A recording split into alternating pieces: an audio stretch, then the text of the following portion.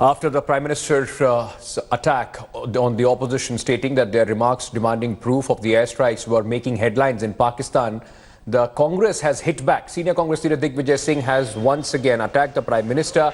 DIGVIJAYA Singh tweeted and he said he had full faith in the armed forces, but the BJP leaders were issuing contradictory figures in terms of the casualties. Former Finance Minister P. Chidambaram said the party was not questioning forces, but the Prime Minister. Meanwhile, Union Minister Rajyavardhan Singh Rathore attacked the Congress leader Kapil Sibal, who had quoted international media houses to question the terror casualties in the airstrikes. Rathore asked Sibal if he believed international media more than the intelligence agencies.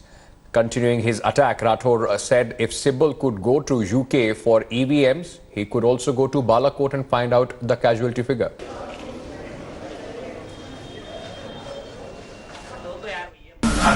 Sometimes I don't understand what the Prime Minister wants to say.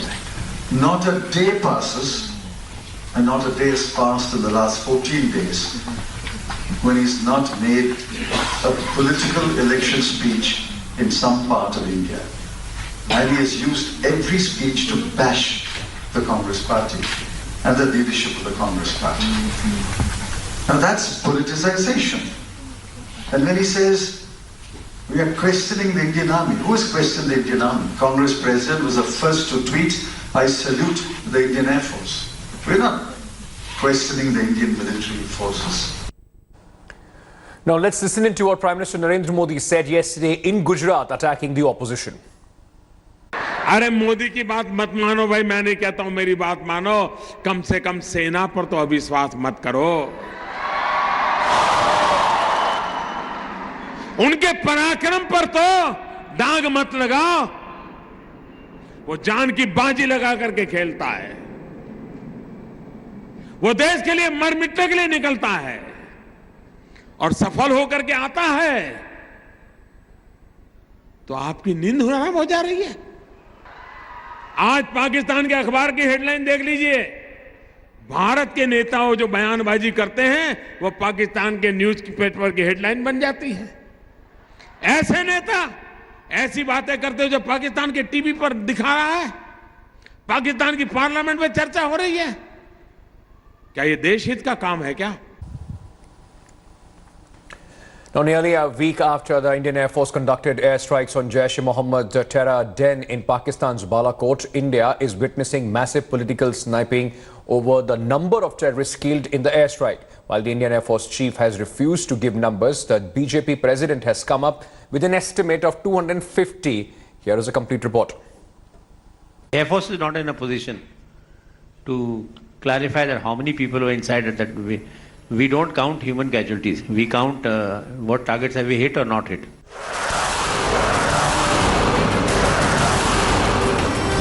The Indian Air Force pulled off a daring raid deep inside Pakistan when it bombed a terror camp of the Jaish-e-Mohammed, and its aircraft returned unscathed.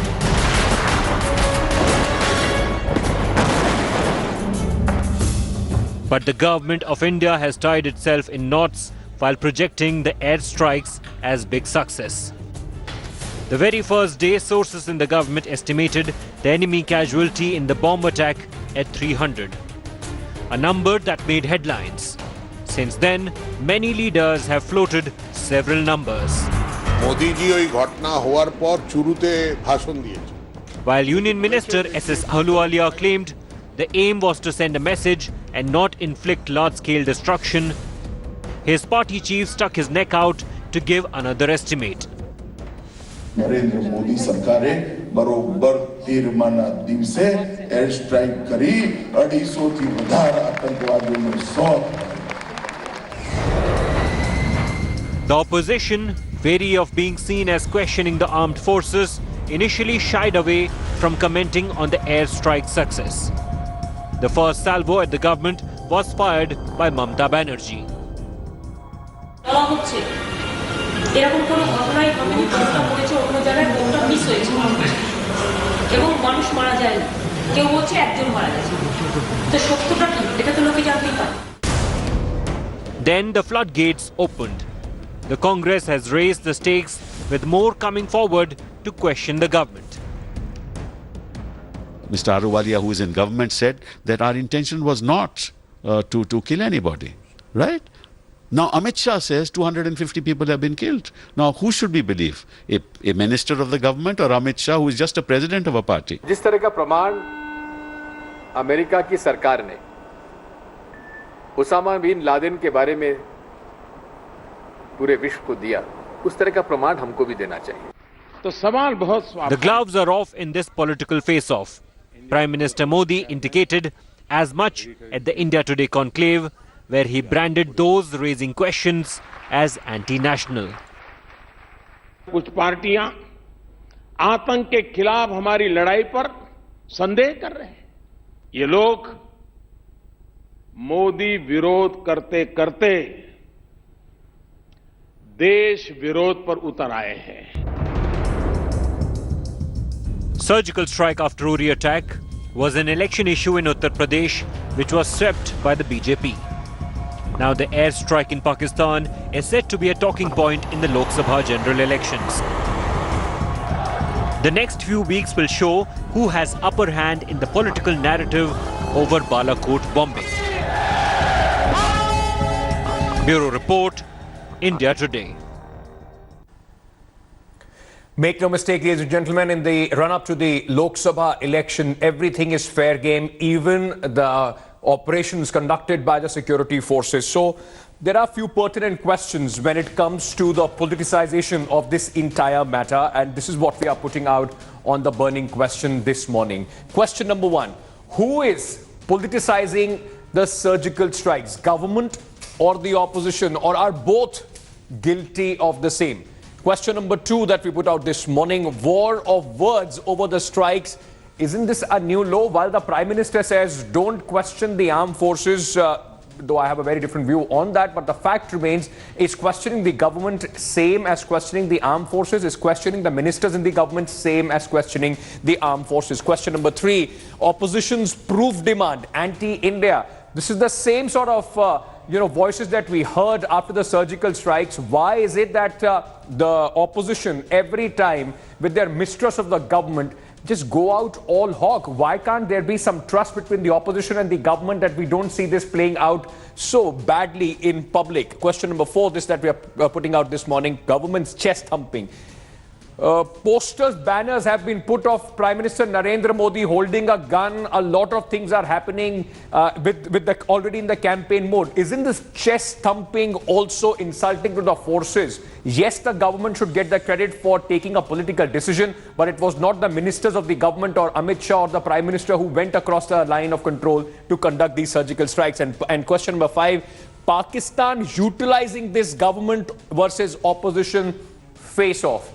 Isn't this a classic case where both keep talking about each other, helping Pakistan? In the end, the government and the opposition both are giving ammunition to the Pakistani media and the government there.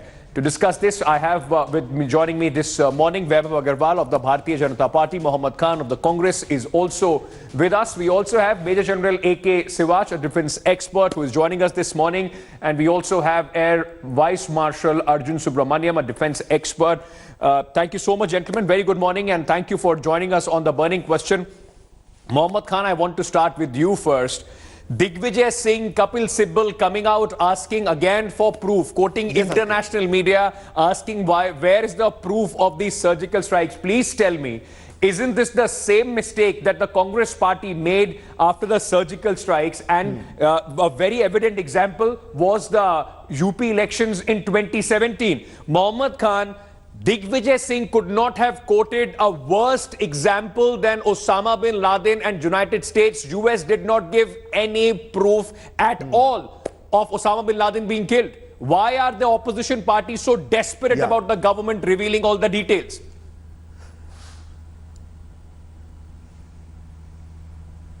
Well, here's something to consider.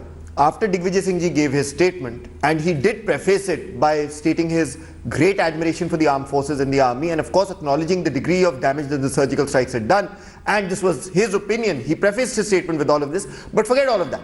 After his statement, at 4 p.m. yesterday, Mr. RPN Singh held a press conference on the official Congress dais to clarify the official Congress position. And our position was thus: Of course we stand with our army. What did we do after the first week? We stood with our army, we stood with our government. After the airstrikes, we celebrated with our army, we celebrated with our air force.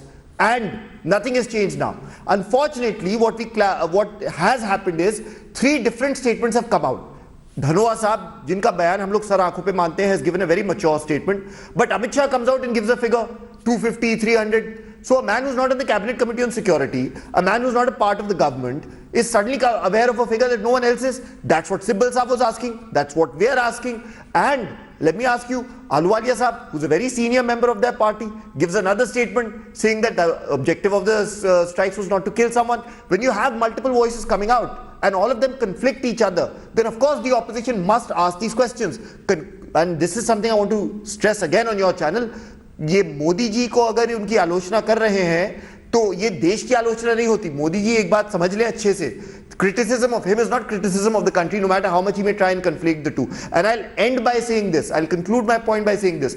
You say that we as the opposition gave fodder to Pakistan. Well, let me tell you, the one person whose statement ran the most in Pakistan was Prime Minister Narendra Modi when he said agar Rafale hota to hum aage ja sakte. As an admission of the fact that we have an aging fleet, that is the obnoxious conclusion that Pakistan reached from a man no less than our Prime Minister. Okay. Now, you don't see us sitting here and accusing him of collaborating I don't with see, him. I don't see Vaibhav Agarwal. The problem is while you accuse the Congress party, the BJP and the Prime Minister uses every dice right now, and I've seen this at least from 14th of Feb till now, to attack the opposition, brand everybody anti-national. Even journalists asking questions are branded anti-national and pliable to Pakistan. The fact remains, sir, it is Mr.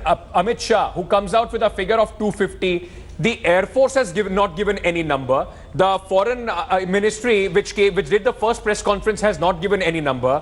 Who is Mr. Amit Shah and all the other leaders, those who are branding these numbers? You yourself are trying to utilize this politically by putting numbers on it, by putting posters, banners all across the country, claiming the credit for this.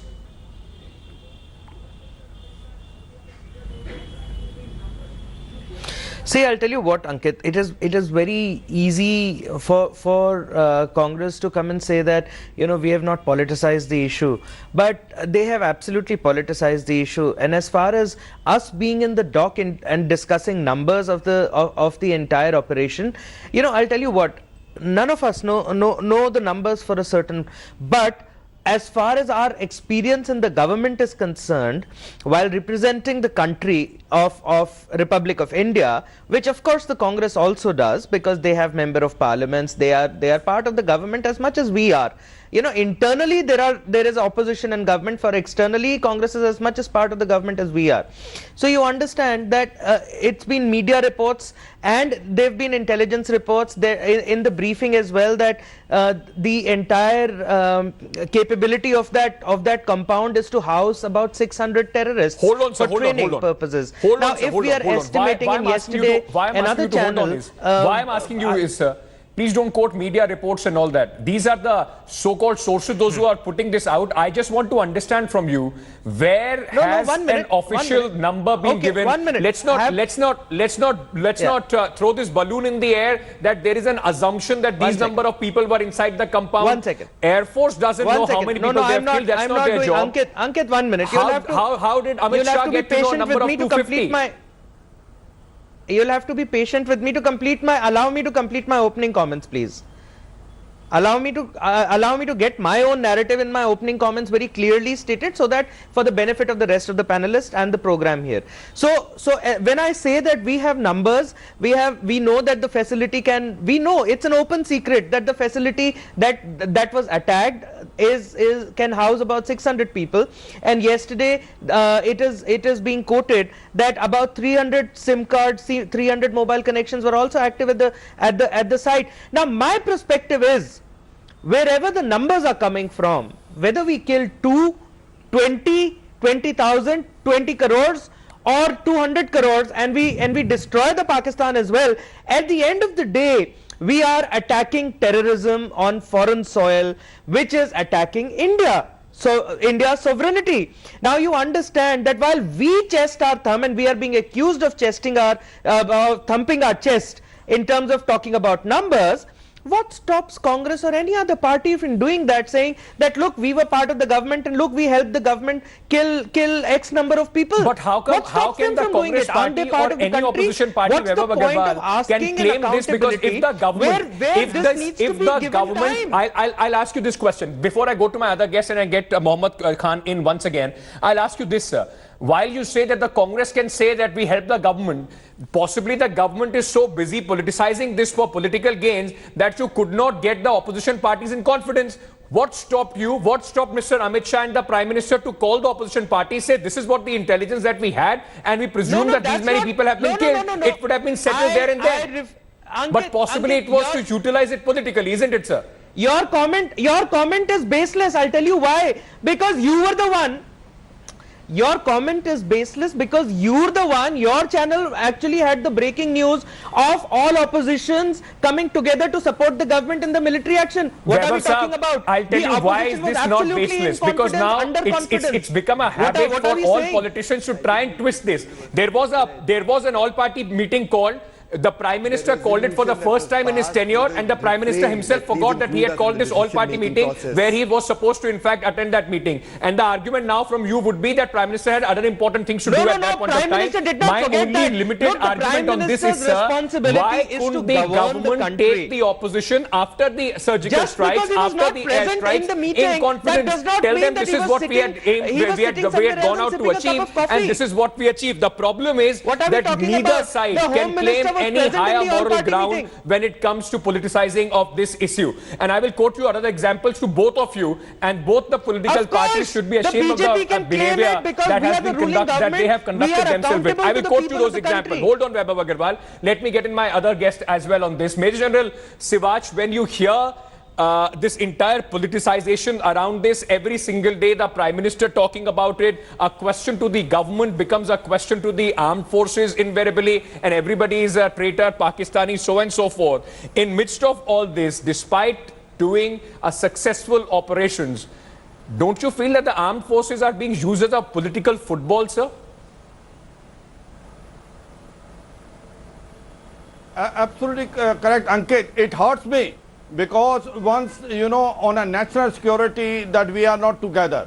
We are giving example of US. Just imagine 9/11 and thereafter once they went to Afghanistan, the whole country stood united. They didn't ask any question. My appeal to all parties is, as far as the issue of national interest are concerned, let's be together. Because if we are a divided house, the enemies of the countries are making use of it. Whatever we are doing here, the Pakistan make use of it for anti-India propaganda. As far as this issue of this strike is concerned, let me tell you, Ankit, there is a paradigm shift in the thinking of the Indian forces that and our political will, that in case if there will be a strike which will take place, which will be perpetrated by Pakistan, there is a cost attached to it. Right. We are going to hit you there, which hurts you. Now, this is a total paradigm shift in the thinking of the nation. Now, as far as this Balakot is concerned, it was so selected.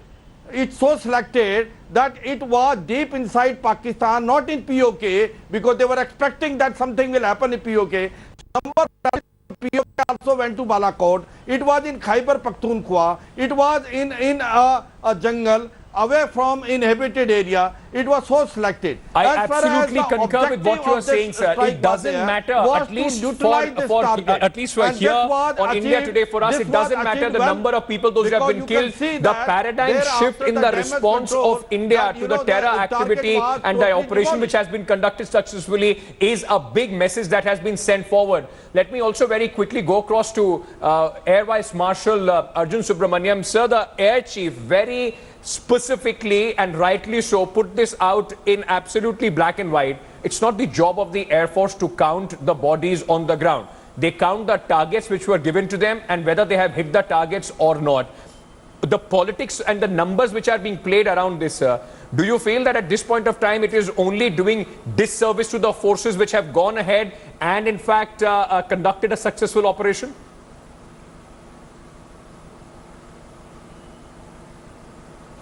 Yeah, Ankit, actually, thank you for sandwiching me between within a fierce political debate. And I think I will just step back a little bit. And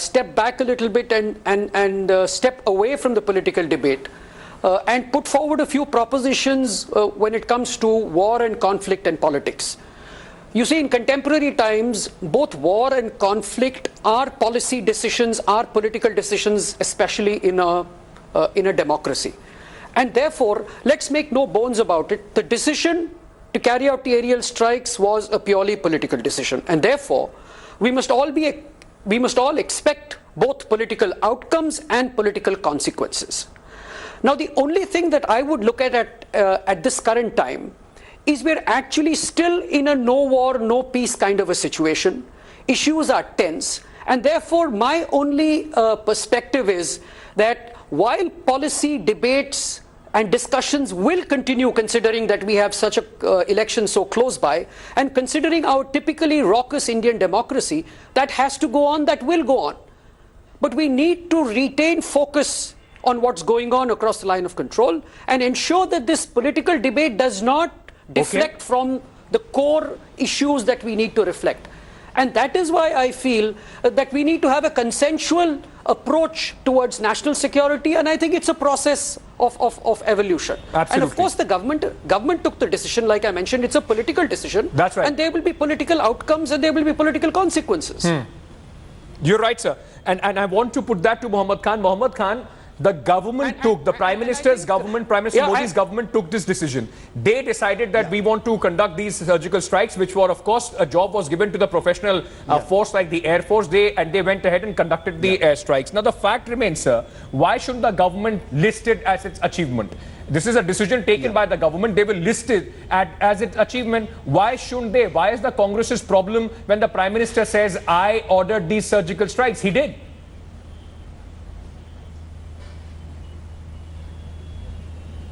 Because it amounts to playing politics of the dead bodies of those 40 soldiers, CRPF soldiers who were martyred in Pulwama. That is why you don't do politics over the sacrifices made by the armed forces. It undermines the sacrosanct nature and the grave... see, he's laughing. I'm surprised. Here, the BJP spokesperson is laughing when the 40 martyred people are mentioned. So this shows you their double I'm standard. laughing at your audacity. I'm laughing at your audacity. See, Prime Minister Modi went to Patna. Tears of India again into politics in the mainstream dialogue. That's the problem. Interrupt you. So that's playing politics. One by one, gentlemen, let's be civil about it at least. Prime Minister Modi went to Patna. Prime Minister Modi went... one minute. Yes, listen to me. Yeah. Now, Prime Minister Modi went to Patna day before yesterday. It was a much touted rally. Prime Minister Modi was clearly not informed, or probably did not care, that the same day the memorial of a CRPF officer who had been martyred was also being held in Patna the same day. For all your talk of nationalism and issuing certificates of patriotism to journalists and opposition members, the Prime Minister did not visit that person's memorial. Not a single representative visited his memorial. This in fact, came on television to express their disgust at you. So since I'm in the last 30 seconds of the debate, Vaibhav Agarwal, I will give you time to respond. Go ahead, quickly.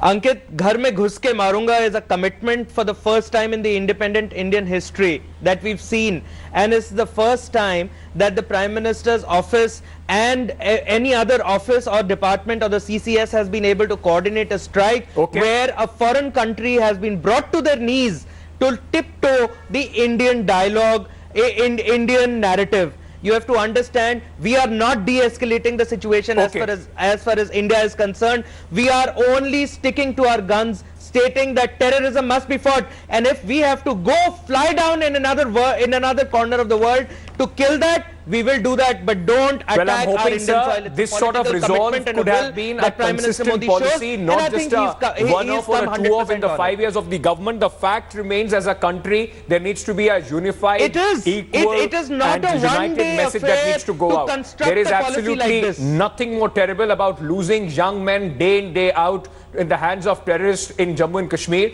and for the opposition and the government, few votes won't make a difference. It is the life of the people at stake. We can only expect the political class to come together on this. And in the end, ladies and gentlemen, for a journalist, for anybody else, questioning your government is not equal to questioning the entire country. And in a democracy like India, even questioning the armed forces is not treason. If we don't do that, we will soon turn into Pakistan. Thank you so much, gentlemen, for joining me this morning. Thanks for watching the video.